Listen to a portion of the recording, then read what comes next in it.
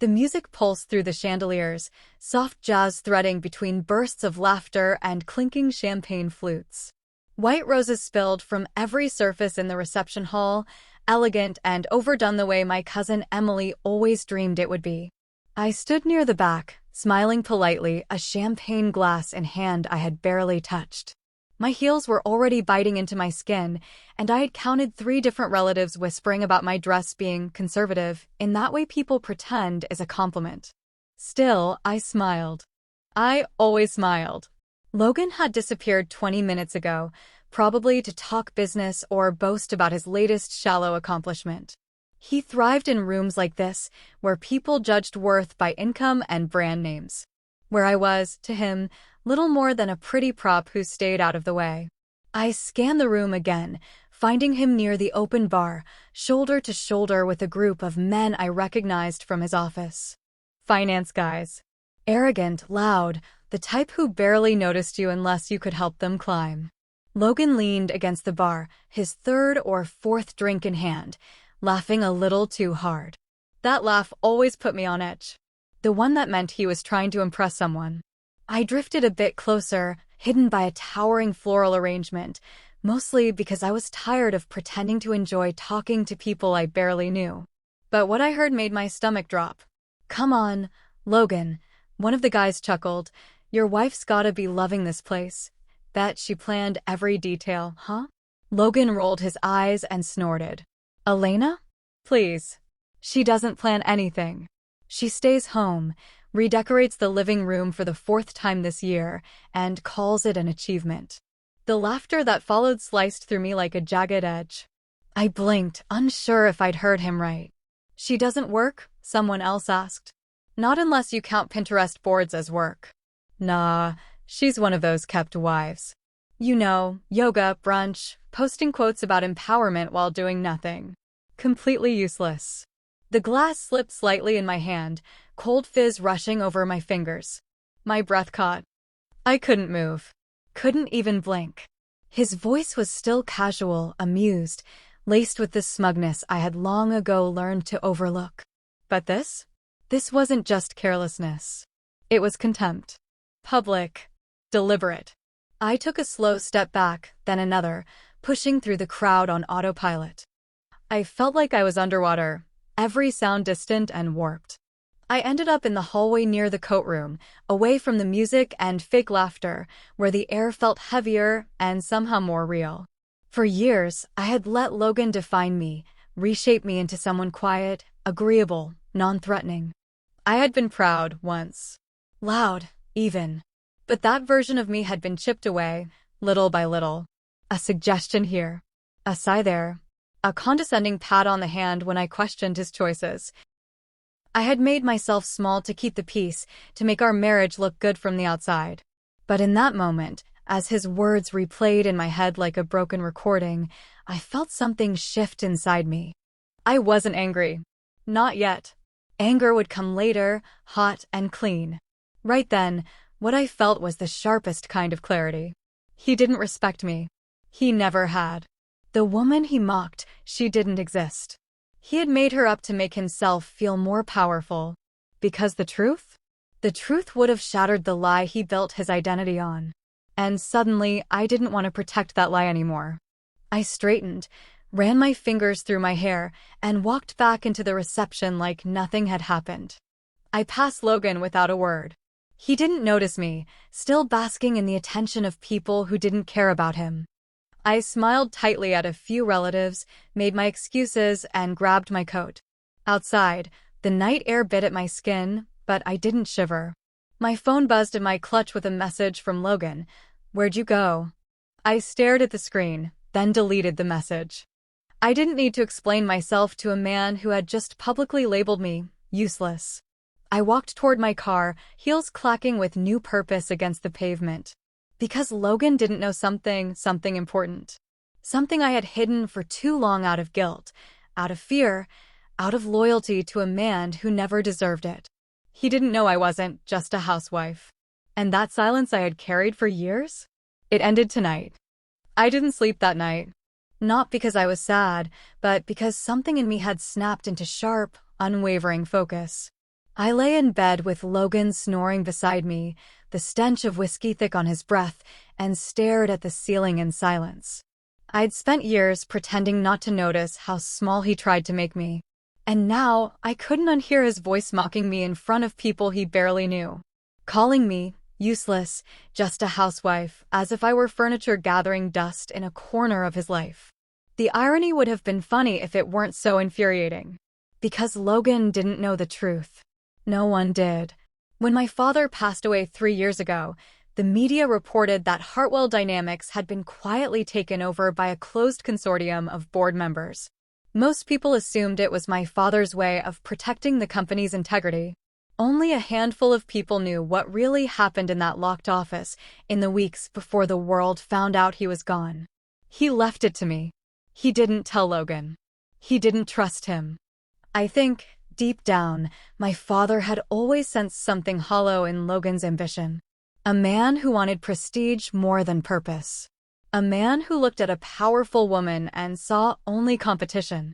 So, he made me promise. Run it quietly, my father had said, fingers cold in mine. They'll try to talk over you if they know it's you. Lead from the shadows until you're ready. And so I did. I wore the mask of a housewife during the day. Yoga, charity luncheons, book clubs with women who pretended to be bored with wealth. But at night, when Logan thought I was watching old sitcoms or sleeping early, I slipped into the home office he never bothered to enter. There, through encrypted networks and private servers, I ran Hartwell Dynamics under a pseudonym, E.Hart, a gender-neutral identity created by my father before his death. It had worked. Seamlessly. I had earned the board's trust, negotiated international partnerships, even steered the company through a cybersecurity crisis without once setting foot in front of a camera. Every official meeting was led through a secure avatar system, voice disguised, and I had Max Donovan, my father's old second-in-command, as my frontman in the office.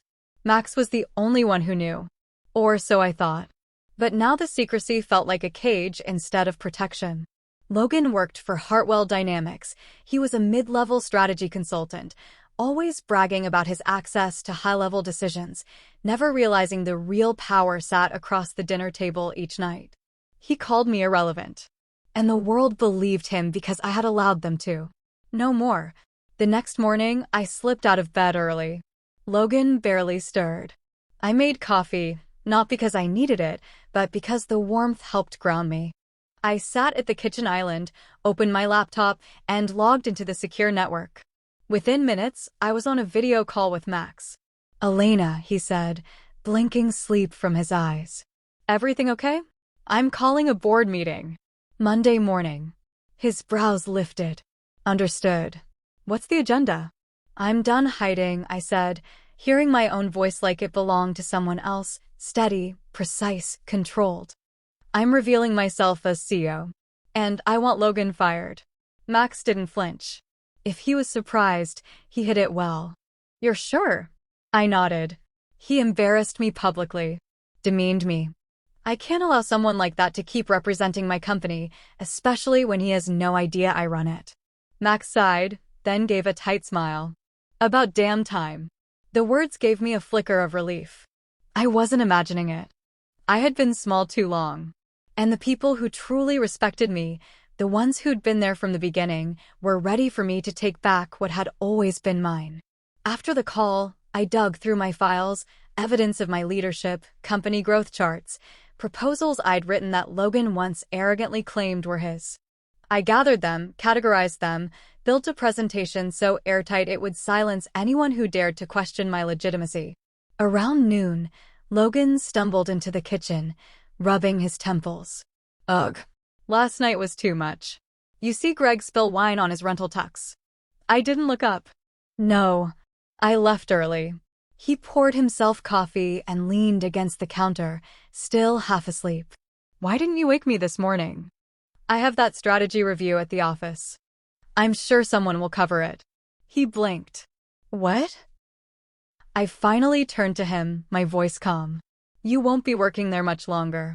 He laughed, confused. "What's that supposed to mean?" I didn't answer. "Not yet. Let him wonder." Because for the first time in years, I wasn't going to explain myself. I was done being the quiet woman in the corner. And in just a few days, the whole company, including Logan, would see exactly who Elena Hart really was. The moment I clicked send on the board meeting invitation, my heart thudded once in my chest, heavy and final. Monday at 8 a.m., all 12 board members would sit around that long obsidian table on the top floor of Hartwell Tower, expecting the anonymous CEO to appear on screen as usual.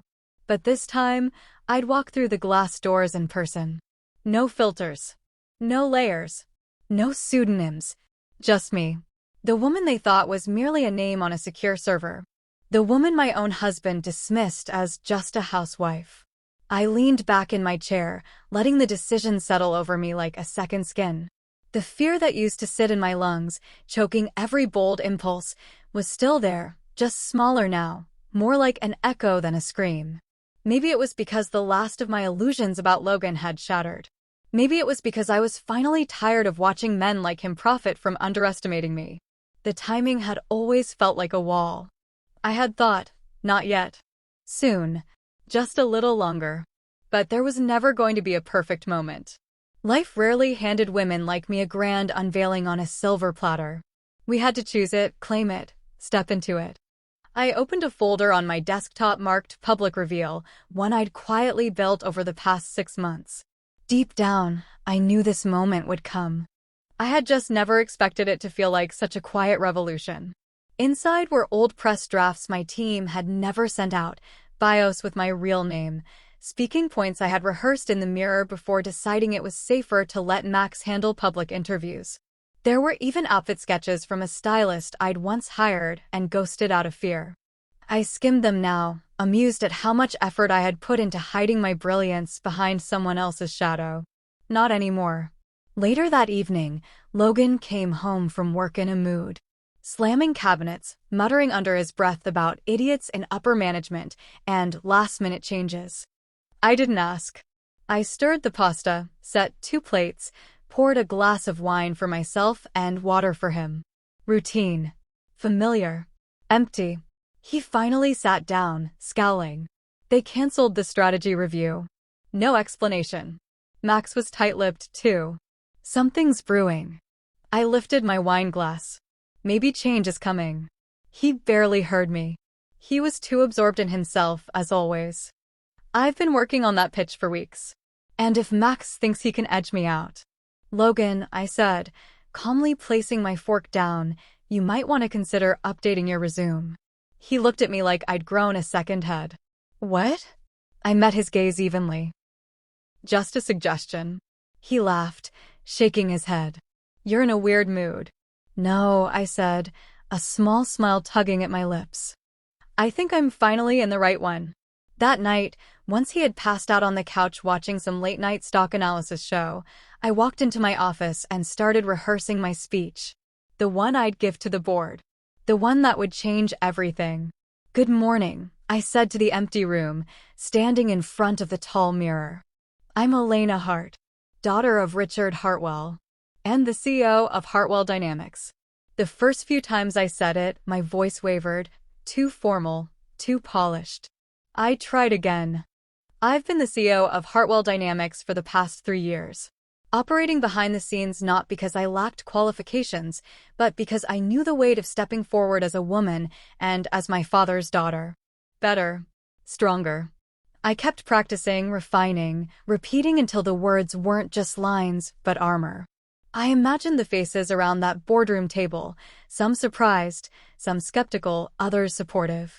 I visualized walking past Max and placing my hand on the back of the leather chair at the head of the table, claiming what had always been mine. Then I turned to the next slide in my presentation, the one that showed a name highlighted in red. Logan Price. Termination recommendation. I stared at it for a long time. Part of me still wrestled with guilt, that small trained instinct that told me to make excuses for him. But the other part, the part that had been silenced too long, reminded me of everything I had heard at that wedding. Reminded me how often he dismissed me, belittled me, made me feel small in our home so he could feel big in his world. He worked at Hartwell because I let him. He thrived because I paved the road and dimmed the lights so he could shine. And now? Now the lights were coming back on. I closed the laptop, shut the lights in the office, and paused in the doorway. In the reflection on the hallway mirror, I didn't see the quiet wife he had always expected. I saw the woman my father trusted with everything he built. I saw the leader I had always been behind the curtain. Monday would come fast. And when it did, the world would no longer be hearing from E.Hart. They'd be hearing from Elena. The morning sunlight bled through the windows, golden and warm, but I felt nothing of it. The house was silent except for the quiet tapping of my fingers against the kitchen counter as I stared down at my phone. I had already scheduled the meeting. I had my speech. But something kept tugging at the edges of my mind, a thread I hadn't pulled yet, one that now felt too important to ignore. Why had Logan been in my father's life at all? He had acted like their paths only crossed casually through business functions, that they didn't know each other well. But my father, private, meticulous, guarded to a fault, would never have warmed to someone like Logan without cause. And yet, there were signs I'd ignored. The odd conversations between them when I'd walk into the room. The way Logan never talked about how they met. I'd chalked it up to male ego. But now I wasn't so sure. I called Max. He picked up on the second ring. "Elena," he said, voice brisk. "Everything set for Monday?" "Yes," I said. "But I need you to do something before then." "Name it." "I want you to pull Logan's internal communications for the last 18 months. Emails, memos, chat logs. Everything he's sent or received using his Hartwell credentials." There was a pause. "You think he's leaking something?" "I think there's more to him than what we've seen. And I need to know if he was anywhere near my father's office the month he died." The silence that followed was longer this time. Then Max spoke carefully. "You know we wiped all internal surveillance after Mr. Hartwell's death, per his instructions. I also know the security team runs encrypted backups. I want them. I'll see what I can find." I ended the call and stared out the window, watching the wind ruffle the trees in the backyard. My father used to sit out there every morning with his coffee and notebook, scribbling ideas no one else understood until they were worth billions. I missed him with a fresh ache, one that pulsed behind my ribs. He had trusted me, believed in me, and now I needed to honor that by uncovering whatever was lurking behind the man I married. That afternoon, I waited until Logan left for his gym session, like clockwork, every Saturday at 4. Then I walked into his home office, a room he always kept locked, but not for me. I had the passcode. I never used it. Until now. Inside, it was sterile, meticulously arranged, like a showroom version of a workspace. But his desk drawer held something strange, a flash drive labeled simply VC. I stared at it for a moment before slotting it into my laptop. The contents were mostly innocuous, notes, scanned business cards, a few outdated spreadsheets. But tucked inside a folder named Research, I found a series of emails. They were between Logan and a woman named Vanessa Cole. I recognized her immediately. My father's longtime assistant. She'd worked for him for nearly a decade, sharp as glass and just as cold. She had disappeared after the funeral, claiming a need to step back and process, and never returned. We hadn't spoken since. The emails were encrypted, but I had tools for that. Within minutes, I was reading the subject lines, my stomach twisting tighter with every line. Got into the office. He didn't suspect anything. Make sure the will is left untouched. You said she'd never look twice at you. Don't screw this up. And then, the one that stopped my breath. We're almost there. Soon the company's ours. I slammed the laptop shut and sat back, the room tilting slightly around me. It couldn't be real. I read the emails again. I checked the headers, the timestamps, the metadata. All authentic. Logan had known Vanessa long before he ever met me. He hadn't stumbled into my life. He had been placed there. The realization was cold, devastating, and electric all at once. I pulled out my phone and called Max again. I found emails. Logan and Vanessa. They knew each other before me. And they were planning something. Maybe even before my father died. Max cursed softly under his breath. I'll pull every archive security file I can find. If they were in the office together, we'll know. Thank you, I whispered, trying to keep my voice from shaking. You okay? He asked. I don't know, I admitted. But I'm not stopping now. After we hung up, I sat still in the quiet house, listening to the clock tick and the refrigerator hum. The betrayal burned in my chest, not just Logan's lies, but mine. The lies I told myself. That I was safe. That he loved me. That the worst thing he could do was belittle me. No. The worst thing he could do was plan this from the beginning. And now I had to find out how far it went. I didn't leave the house the entire next day. I couldn't. My world had shifted again, this time under the weight of undeniable betrayal. Logan hadn't just mocked me. He'd deceived me from the very beginning, and now, with Vanessa's name threading through encrypted emails and cryptic subject lines, I could feel it. This went deeper than manipulation. This smelled like design. A long con. A setup. I sat at my desk, rereading the emails on the flash drive for the 5th time. They were vague, coded in ways that suggested caution, but the context was unmistakable. Vanessa had coached him. Positioned him. I scrolled to a message dated just weeks before my father's death. He's asking too many questions. We may need to accelerate. The word accelerate lodged in my throat like a stone. Accelerate what? The plan? My father's removal? No. That was too far. Wasn't it? A knock on the front door startled me. I glanced at the clock, 8:52 a.m. too early for deliveries, and Logan was already at work. I walked cautiously to the door, only to find a small envelope wedged between the doorframe and the screen. No postage. No name. Just a plain white envelope sealed. I took it inside with trembling fingers and opened it. Inside was a single sheet of paper, typed in block letters. Be careful what you dig up. Some things are better left buried. No signature. No return address. Just that cold, simple warning. The room suddenly felt smaller, darker. My instinct screamed that someone had been watching me closely enough to know I'd been looking through things that weren't meant to be found. I locked all the doors, closed the blinds, and called Max immediately. He picked up on the first ring. Tell me you're calling with something useful. I got a threat, I said, voice low. Someone left it at my door. Are you safe? For now. Good. Because I found something. My heart beat faster.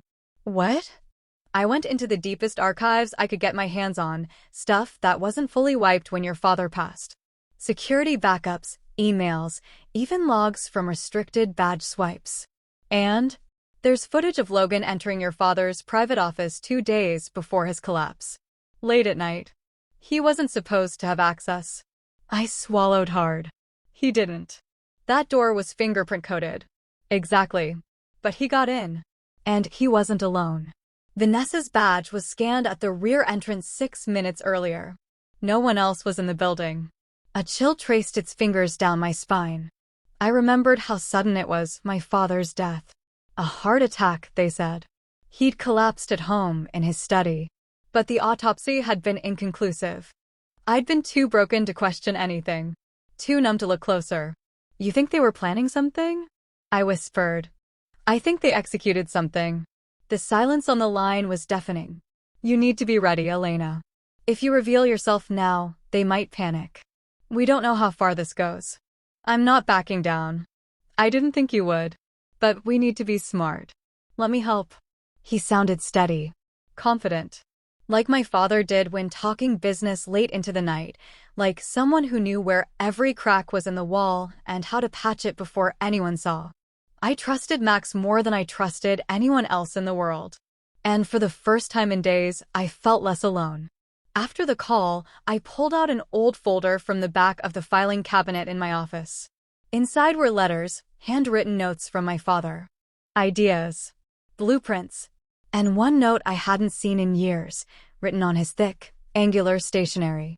Watch the ones closest to you. Not every betrayal comes with a knife. I hadn't understood it then. I thought he meant business partners, competitors. But now it rang with cruel clarity. I had invited betrayal into my bed. I powered up the private server we'd used for years, just me and Max. We had designed it after my father's death to house sensitive files, information we couldn't trust to live on the company's cloud. I began uploading everything: the flash drive, the emails, the video stills Max had sent. Every breadcrumb that led back to Logan and Vanessa. I encrypted it with 3 separate codes and locked it behind a firewall only I could breach. If anything happened to me, I needed this information to survive. Logan called around 6 p.m. to say he'd be late. Something about an impromptu department dinner. I told him I had a migraine and wouldn't wait up. He didn't even pretend to sound concerned. Just muttered something about hoping I felt better and hung up. I stared at my reflection in the hallway mirror afterward. My face was pale, tired, but my eyes were sharper than I remembered. Wiser.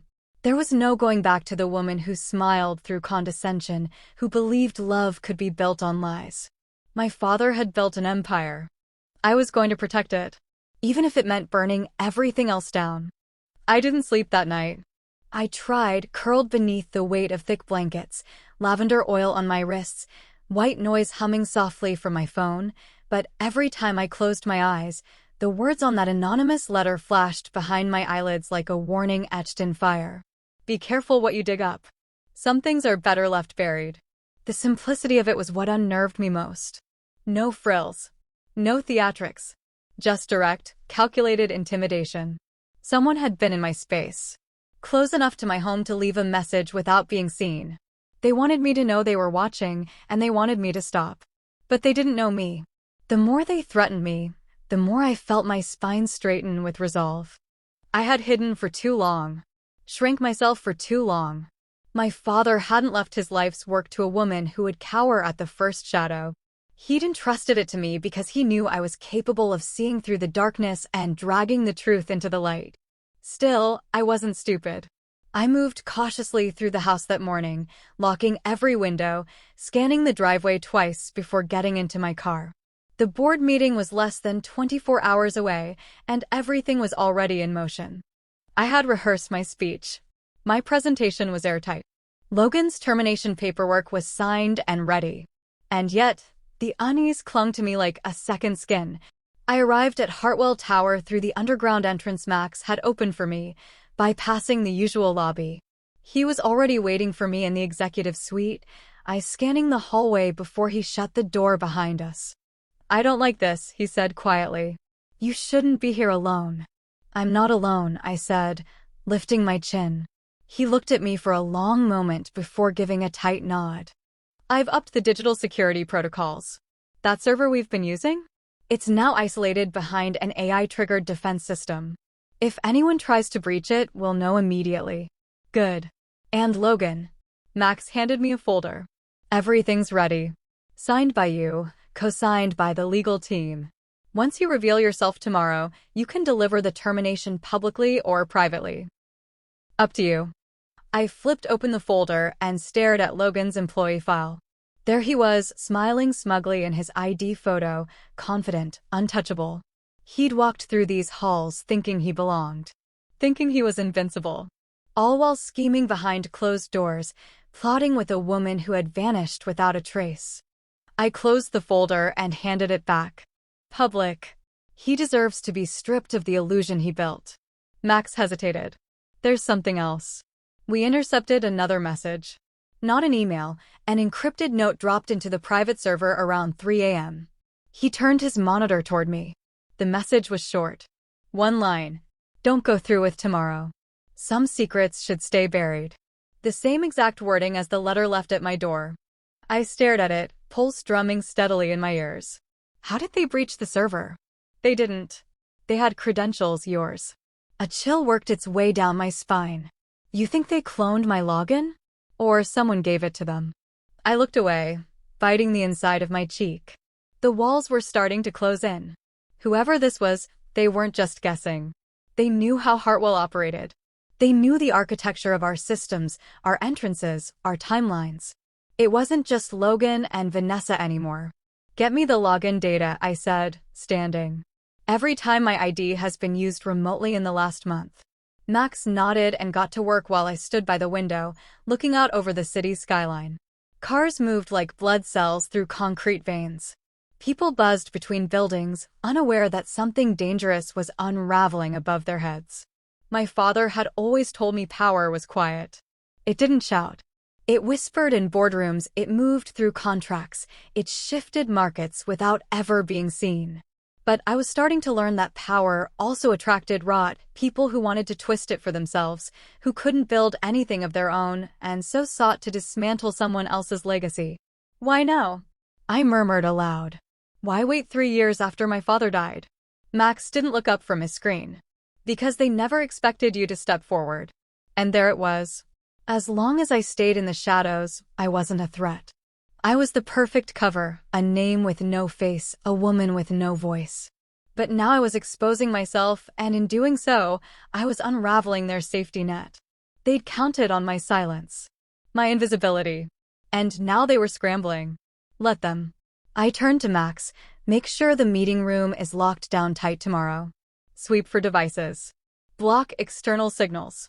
Already in motion. And Max, I hesitated. Don't trust anyone. Not even the people we think we know. His eyes met mine, understanding flickering between us. I stopped doing that the day your father died. That night, back at home, I kept every light on. Logan came in late, smelling like bourbon and arrogance. I didn't ask where he'd been. I didn't need to. By this time tomorrow, he'd be out of my company, out of the illusion he'd constructed, and possibly out of every powerful circle he thought he belonged to. He gave me a casual kiss on the cheek before heading to the bedroom. Big day tomorrow, huh? You doing anything fun? I smiled, cold and steady. You could say that. I stood before the mirrored elevator doors, my reflection steady, expression unreadable. My tailored black suit fit like armor, the soft silk blouse beneath it a final nod to the woman I used to be, refined, restrained, polite. But the woman inside the suit was different now. She wasn't here to please. She wasn't here to hide. She was here to burn the illusion to the ground. The elevator rose swiftly, floor after floor blinking past. I could feel the heartbeat of Hartwell dynamics in the hum of the walls, the vibration of something powerful waiting just beneath the surface. This was my father's legacy. Mine now. And by the end of today, everyone would know it. When the doors opened, Max was already waiting in the corridor. He didn't say anything, just gave a small nod of reassurance, and I followed him toward the boardroom. Security's tight, he murmured. We swept the room, no bugs. Doors are set to lock once the meeting begins. The system's on full lockdown. No one gets in or out without clearance. Good. My heels clicked against the polished floor, sharp and certain. I wasn't nervous. Not anymore. Something inside me had clicked into place, like a code finally unlocking after years of static. This wasn't just about Logan. This was about truth, about reclaiming power I had too long denied myself. We reached the boardroom. 12 men and women in suits turned as I entered. Their faces shifted instantly, from confusion to shock to dawning realization. Elena Hart? One of them asked, standing slowly. Yes, I said, walking to the head of the table. Thank you all for coming. I won't waste time. I'm not here as a guest. I placed both hands on the back of the leather chair that had remained symbolically empty for 3 years. I'm the CEO of Hartwell Dynamics. I have been since the day my father passed. A long silence followed. Some stared in disbelief. Others exchanged looks. 1 or 2 nodded slightly, as if pieces of a long unsolved puzzle had just fallen into place. I've led this company through major restructuring, 2 international expansions, and last year's cybersecurity breach. All under the name E. Hart. That name was mine. This company is mine. And it's time the world knew it. The air shifted in the room. Max stood by the wall, silent and steady, watching the board react. I have one more order of business, I said, opening the folder I brought. Effective immediately, Logan Price is terminated from his role at Hartwell Dynamics. For cause. That broke the silence. Gasps, whispers, a few murmurs of surprise. I met every gaze evenly. The man you know as my husband has been under internal review. His behavior, both personally and professionally, has compromised the integrity of this company. He will no longer have access to our systems, clients, or premises. I slid the folder to the board's legal representative, who opened it with furrowed brows. The evidence is all here. Before anyone could respond, the lights flickered once, then again. Max's eyes snapped to the overhead lights. Something's wrong. A shrill alarm pierced the air. Red emergency lights flashed instantly, bathing the room in an eerie glow. Explosion reported. Lower levels, a robotic voice echoed through the intercom. Evacuate immediately. My blood ran cold. What? A distant rumble shook the floor beneath us. Not violent, but enough to feel it in the soles of my shoes.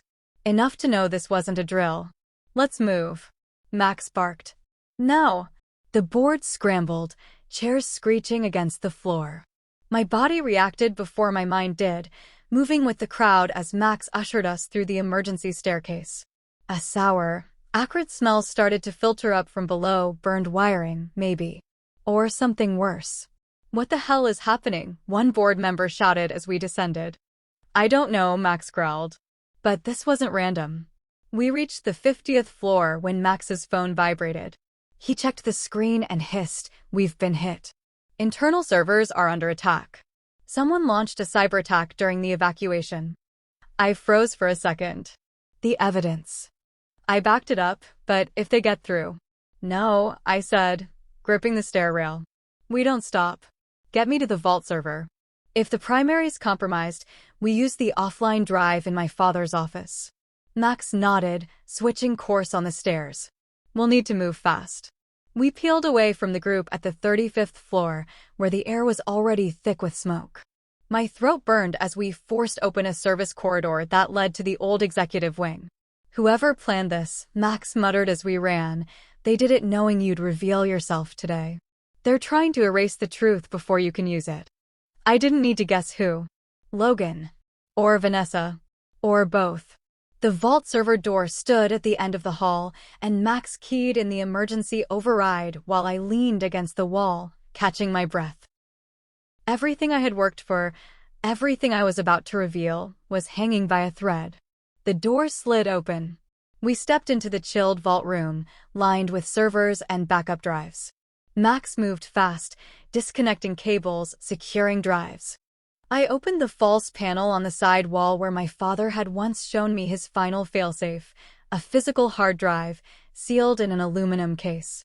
I pulled it out, clutching it to my chest. We have the truth, I said, voice hoarse from smoke and fury. Let them try to bury it. Because I was done running. And whoever had tried to erase me just made their biggest mistake yet.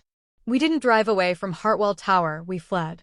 The emergency services flooded the lower levels, but Max and I slipped out through the underground exit, just two figures swallowed by smoke and confusion. My lungs still burned, my hand clutching the aluminum drive like it was the last breath of my father himself. I didn't dare release it. Not even for a second. Max drove. I sat silent in the passenger seat, replaying the explosion over and over in my mind. Someone had wanted to destroy everything, our records, the proof of Logan's betrayal, even me. The timing was too perfect, too precise. They knew about the board meeting. They knew I'd be there. It was an execution wrapped in chaos. My phone rang. Logan. Max and I exchanged a glance. Answer it, he said. See what he knows. I put the call on speaker. Hello? Elena. Logan's voice was strained. Are you okay? I saw the alerts. Jesus, what happened? What do you think happened? I asked, keeping my tone neutral. The company was attacked. Bomb. Cyber attack. A perfect storm. I don't know anything about that, he said too quickly. Are you safe? You sound worried, Logan. Almost like you didn't expect me to walk away from it. There was a pause. What's that supposed to mean? I think you know exactly what it means. He was quiet for a beat too long. Then, carefully, he said, Where are you? I didn't answer. Elena, please. Let me help. Max gave me a sharp look, his fingers tightening on the wheel. I should have ended the call. I should have hung up and shut him out completely. But I didn't. Instead, I said, Meet me at the house. We need to talk. Elena, Max started, but I shook my head. If he's part of this, I want to see it in his eyes. We reached the house in 20 minutes. The driveway was empty when we pulled in, and I checked every window, every shadow, waiting for someone to strike. But the neighborhood was quiet. Too quiet. Inside, the air felt heavier than it had that morning, like it knew everything had changed. I moved straight to the safe behind the bookshelf in the study. My father had it installed when I was a child, its lock a sequence of touches known only to us. I keyed it in, hands trembling slightly. The door clicked open, revealing another hard drive, a sealed envelope, and a slim silver pistol. I stared at the weapon for a moment. My father had warned me about power, that it made you a target. I had never touched the gun before. But now, I lifted it out and placed it beside the drives. Elena, Max said quietly. I've followed you this far. But you need to know something before we go any further. I turned toward him, frowning. What? He took a slow breath. It's me. Everything in me went still. What? It's me, he repeated, voice almost gentle now. I'm the reason your father's dead. I couldn't breathe. No, you're lying. He raised his hands, stepping back from me. I didn't mean for it to happen. At first, it was just information. Market projections. Then more. Small things. Leaks. Logan approached me through Vanessa, promised we'd all walk away rich. Your father found out. He confronted me. I didn't plan it, but we argued. He fell. I staggered back, the weight of the gun now too real in my hand. You were supposed to protect him. I know, Max whispered. I told myself I was protecting the company in the end. And then you stepped in, and I realized I couldn't control you like I could him. Rage ripped through me. I wanted to scream, to strike, to burn down every memory I had of trusting him. Max, who'd helped me build my leadership in secret. Max, who sat at my side in every strategy session. My closest ally. You worked with Logan, I said. This whole time. I needed access to the servers. You were the only thing standing in the way. But Logan, he's a fool. He thought he could run the company. Vanessa disappeared the moment things got complicated. You planned the attack, I breathed. The explosion. The cyber attack. I didn't plant the bomb, Max said, eyes flashing. But I made sure the right files were vulnerable. I was hoping it would be enough. But you survived. The front door creaked open. Logan's voice rang out. Elena? I turned to Max, fury boiling in my blood. You're not walking out of this. No, he agreed. I'm not. He lunged. I raised the pistol, not to kill, but to stop him. A shot rang out. Max dropped to his knees, clutching his shoulder in agony. Logan came rushing into the room and froze at the sight. What the hell? I turned on him. Save it, Logan. I know everything. The emails. Vanessa. The plan. He opened his mouth. Closed it. I didn't know Max would go this far. You're a liar, I snapped. But right now, we don't have time. He's not the only one hunting me. I looked down at the drives in my hand, evidence of it all. We're running. You're coming with me. Logan hesitated. Then he nodded. And we fled. Again. But this time, I wasn't the wife in the shadows. I was the woman with the truth. And I wasn't going to stop until the world heard it. The night swallowed us whole as we drove with no destination, just distance. Logan was behind the wheel, his hands gripping the steering wheel tighter than necessary, eyes flicking between the road and the rearview mirror. I sat beside him, cradling the two drives in my lap, the metal casing cold even through the layers of my coat. They felt heavier than they should have, because they held more than files now. They held lives. Lies. Justice. The adrenaline from earlier still pulsed through me, but underneath it, a darker current surged, betrayal layered upon betrayal, the truth burning hotter than any fire Max might have set inside Hartwell Tower. I'd loved my father. Trusted Max. And once, I'd believed Logan. Now, I couldn't afford belief. I didn't know he'd kill him, Logan said suddenly, his voice hoarse as we hit the dark stretch of highway. I knew he was ambitious. But I never thought. Don't, I cut him off. Not now. We don't have time for your guilt. but it's the truth. I turned my face toward the window. Your version of it, maybe. Silence fell over the car again, broken only by the rhythm of tires over asphalt and the occasional hiss of wind against the glass. I replayed everything Max had said. The way he confessed. How calmly he had admitted it. He hadn't just betrayed my father, he'd studied me, anticipated me, inserted himself into my confidence and used it as a weapon. My phone buzzed in my pocket. Unknown number. I hesitated before answering. Hello? A male voice, low and urgent. Miss Hart. My name is Agent Keller. I'm with the Department of Justice. We received a partial leak of financial data linked to Hartwell Dynamics and a flagged foreign investment group. I believe you have more. I sat upright. Where are you calling from? Local field office. You're not safe. There's a bounty on your head from one of the involved parties. We have evidence Max Donovan was selling classified tech to offshore buyers and that others within the company might be implicated. We need your cooperation now. Logan glanced at me. Who is it? I didn't answer him. Where should we go? There's a contact at the old municipal courthouse on Fairview and 9th, basement level. Code phrase, the archives are incomplete. They'll know what to do. I ended the call. Logan looked nervous. That was the DOJ? Yes. And if Max isn't dead, he's going to do everything in his power to erase what's left. I tucked the drives deeper into my coat and looked ahead. We go now. No stops. When we reached the city, the streets were slick from an earlier rain. A fine mist clung to the windshield as we parked 2 blocks from the courthouse, blending the skyline into a gray blur. I pulled my hood over my head, wrapped the drives in a scarf, and stepped into the night with Logan following close behind. Stay near me, I said. We moved quickly, cutting through alleyways and back streets, staying in the shadows. I didn't trust anyone now. Not even the agents on the phone. But I had to bet on something. At the courthouse, the main doors were chained shut. I led us down the side stairs to the basement entrance, where a plain metal door waited, unmarked. I knocked 3 times, the way Agent Keller had instructed. A narrow slit opened. 2 eyes, sharp and steady, met mine. The archives are incomplete, I said. The door unlatched and opened. Inside, a plain-faced man in a dark suit nodded. This way.